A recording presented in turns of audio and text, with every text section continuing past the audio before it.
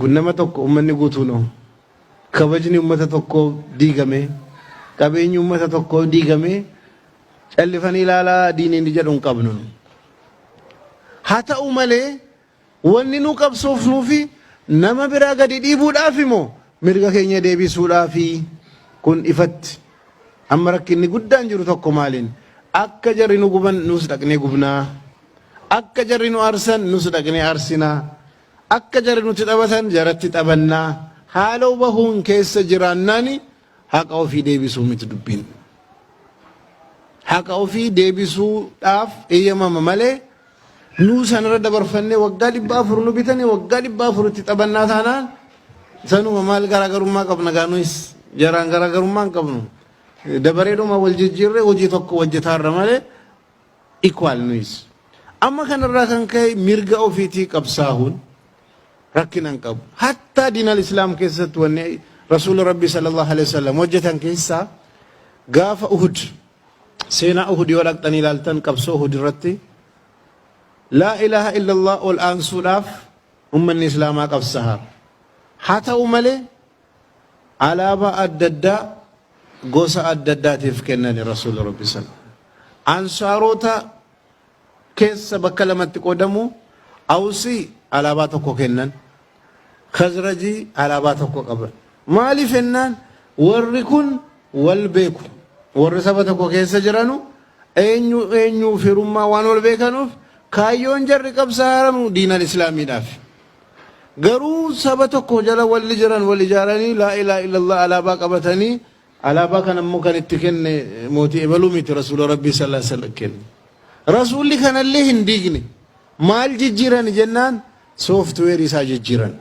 softwarein ergasii sammuu namaa keessatti irra dhaabbatamee lalifamu sanatu rakkina qaba malee oromoo ta'uun amaara ta'uun araba ta'uu rakkina hin qabu rabbi xuume kan garuu nu oromoon akkasi jennee oromummaa wanni jedhamu kun asirratti na hubadhaa oromummaa wanni jedhamu arabummaa wanni jedhamu amaarummaa wanni jedhamu itiyoophiyaawummaa wanni jedhamu hundinuu ilma namaati uume hubattanii oromummaaf oromoon adda adda oromoon kan ummata rabbiin uume amaarri ummata rabbiin uume oromummaan akkana jedhee garuu kan himataaru namati mataara oromummaan paartiin tokko akkana jedhee hiikaa kennuuf oromummaan paartiin biraa kennu adda adda namoota tokko bira oromummaan amantaas of keessaa qaba amma warra waaqeffataa bira dhaqxanii namni tokko yoo waaqeffataan taane oromoo miti jedhu maal jedhan oromummaa keessa amantaa galchaniiru amma kaan bira immoo dhufnaan yoonaan immoo ka'e oromummaan namni islaama hin taane oromoo miti yoonan jedhe oromummaan an lalisaaru an dubbataaru anati uume biyya adda addaa keessa yoo dhaqxan lammiin biyya tokko naashinaalizimii jira amma kan balaaleffatamu diinal islaam keessatti saba qofaa miti naashinaalizimiinis hin balaaleffatamu akkuma Itoophiyaawummaan oromummaan yoo karaa sirriirra hin taane balaaleffatamu Itoophiyaawummaanis karaa sirriirra yoo hin taane hin balaaleffatamu wal qixa dubbiin kunis saba jedhee kaanis Itoophiyaa jedhee amma rakkinichi sooftuweerii irra dhaabbate sana ejjennoonni aayidiyooloojiin irra dhaabbate ijaarametu balaaleffatamaara malee zaatii isaatii oromoo ta'uu rakkinan qabu amaara ta'uu rakkinan qabu araba ta'uu rakkinan qabu amma Itoophiyaa jedhaaru Dr. Abiyyi miti mee Itoophiyaa Dr. Abiyyi jedhanuuf Itoophiyaawummaa Mallas Zeenaawii jedhaa ture Itoophiyaawummaa Dargii jedhaa ture Itoophiyaawummaa Liji Iyyaasuu Itoophiyaawummaa Minilik hundinuu garaagarummaa qabu hundinuu jecha Itoophiyaa fayyadamaaru garuu Itoophiyaawummaan akkana jedhanii hiikkaan jarri kennaa jiran adda adda maqaa Itoophiyaa kanatu hunda bira jira malee Itoophiyaan akkasii kan jedhu nama xuumaara amma nu oromummaa jennee yoo dubbannu oromummaan oromoo hunda simatu moo oromoo tokko ol kaasee kaan gadi koffisu fayyadamaarraa tokko yoonan ka'ee oromummaa jechuun islaama namni hin taane oromoo miti deemase yoonan jedhe oromummaan an fiduudhaaf deemaaru yookaan babal'isuudhaaf lalisuudhaan ittiin deemaaru oromummaan koo Oromummaa warri kaan jedhan garaagarummaa qaba. Amma Oromoon garaagarummaa hin qabaanne. Oromoon akkasi jedhamee hiikaa namatu kennaara. Hiikaa namatu kennaara. Amma kun bishaan burcuqoo kana jira jennaan bishaan burcuqoo kun maalii jedhani yoo nan isin gaafadde waan adda daanatti himtu.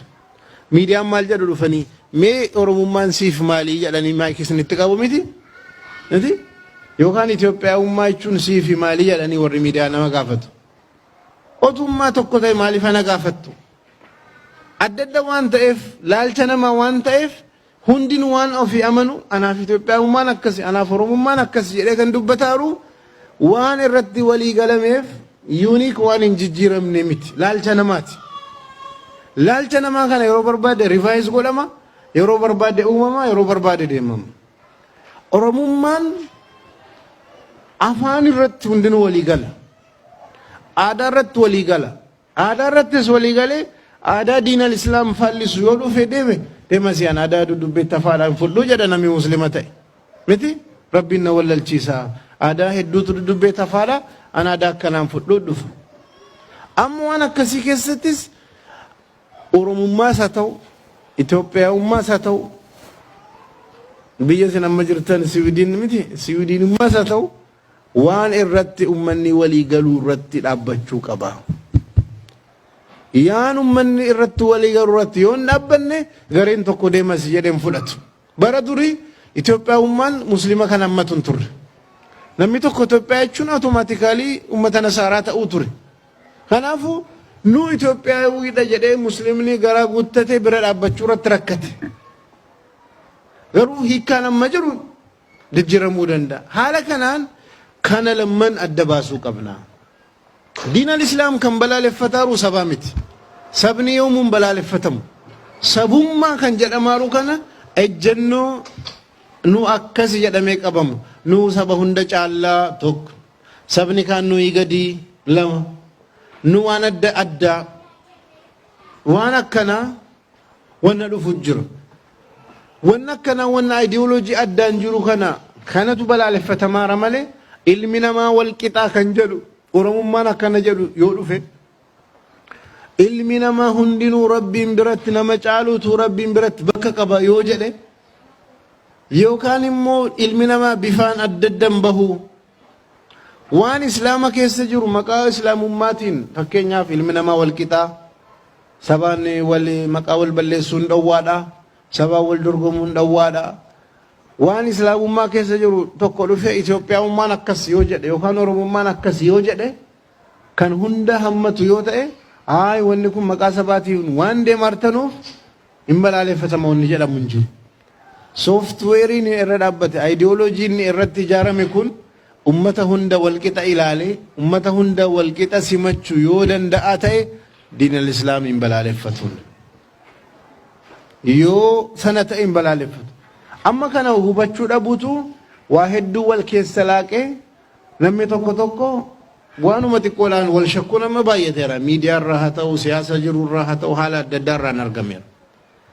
Waan akkanaa sirriitti hubanne namoonni sabaaf sablammoota adda addaa ta'an jaallannees jibbinees obboleeyyan keenya laa ilaaha illallaatiin waliin rabbiin itti nu hidhe. Afaan jaraa hubanne hubachuu baanne afaan keenya hubatanii hubachuu baatanii hundinuu laa ilaaha illallah namoonni rabbii walitti nu hidhe obboleeyyan keenya. Jama'aan asirratti ammas waa tokko hubadhaa.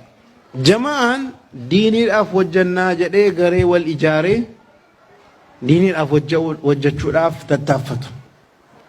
Jama'aan miinsiidha malee indii miti.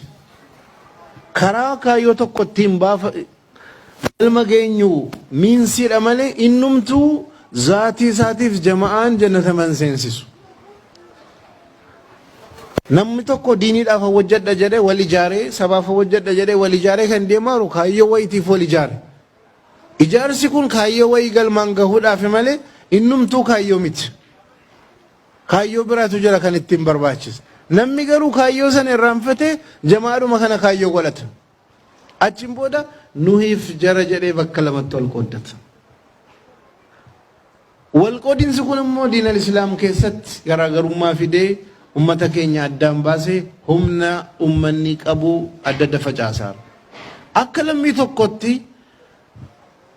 waan namni gadi dhiphisaa dhufee ganda keessa seenes laaluun qabna yoo amma haqiiqaa laalle gaafa nabi aadam qofat lafuma bal'aa kana irratti rabbiin gadi buuse meelaala qobaa addunyaa kana guutuu maalitti hojjechuudhaaf ammasaa achiin booda ilmi namaa bal'ate amma biliyoona 7 walakkaa gahe Itoophiyaan ummanni Itoophiyaa amma miliyoona 109 gaheera waggaa 100 dura ummanni Itoophiyaa miliyoona 6 ture miliyoona 6 ture amma miliyoona 109 waggaa 100 keessatti miliyoona 103 dabale mi amma waggaa 100 achi deebi'a dudubbetti ammam ture kuma meeqa ta'uuf deemaa haala kanaan ummanni ergasii xiqqoo ture amma ummanni ala bal'ataa deemuu qabeenya irratti wallaluunis jira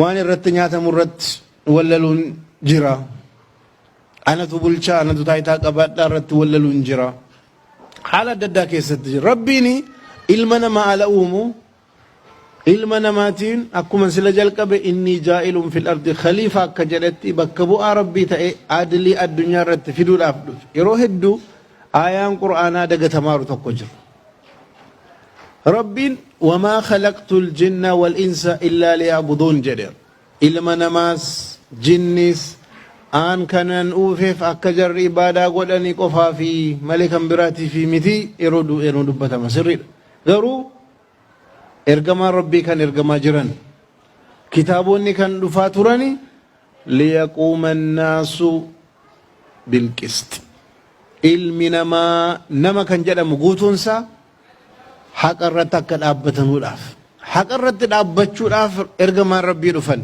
haqa irratti dhaabbachuudhaaf quraanni bu'e haqni immoo liyaquuma annaasaadha malee muslimootaa miti addunyaa guutuudha nama hundaaf qisteen kun haqni kun ummata hundaaf amma qur'aana keessatti rabbiin yaa ayyuhan naas jedha deebisee immoo yaa ayyuhal laziina aamanuu jedha ummata islaamaa keessatti yaa ayyuhan naasiin faayiliin cufamee lafa kaa'ameera ummata kaaniin da'awaanis mukaaxabaanis hafeera yaa ayyuhal laziina aamanuunis gadi bu'ee jamaa tokko ta'eera yaa warra jamaa keenyaa ta'eera achi deemaa immoo yaa warra saba keenyaa ta'eera qobatti jamaan as bahee jechuudha dura yaa ayyuha